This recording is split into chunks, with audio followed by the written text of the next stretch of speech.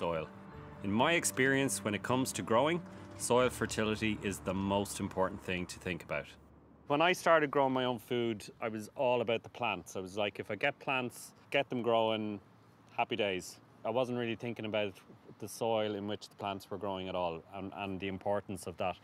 And over the years, one of the things I've learned is it's all about the health of your soil. The way to think about it is if you grow vegetable plants in soil, they're taking the nutrition they need from that soil, and ultimately that nutrition ends up in your body, right? Which is all good. Via the veg. Okay. Those nutrients that the plant has taken from the soil while it's growing, you have to replace that. So there's three ways that you can do that organically, right? One of these three things you can pile onto the soil, right? And I know you're looking at me handling. I am. Handling That's this. commitment, dude. Yeah. Seriously.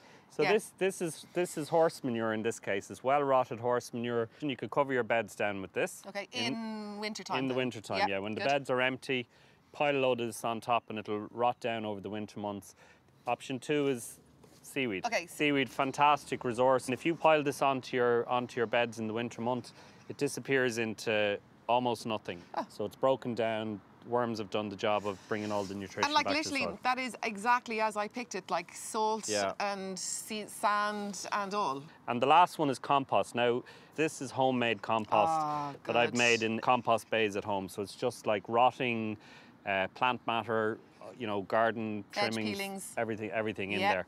And over about 4 to 5 months, it breaks down into this lovely compost. So this, unlike the stuff you're sowing your seeds in, absolutely bursting with life. All three things do the same thing. Okay. If you can get this onto your soil in the winter, onto your raised beds or whatever, you're going to be in good shape, you know, one way or another.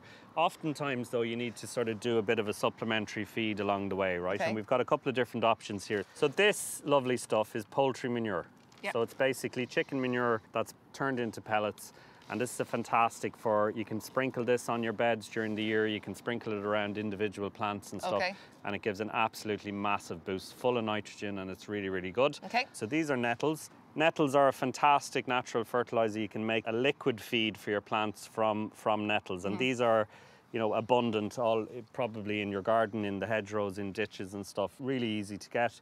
This one is a little harder to get. This is called comfrey, which is a herb. So what you can do is literally get like big clumps of these, shove them in a bucket, fill it up with water and leave it for about 4 weeks, and you make a fantastic liquid feed, as good as anything you'd buy. Okay, it's going to stink.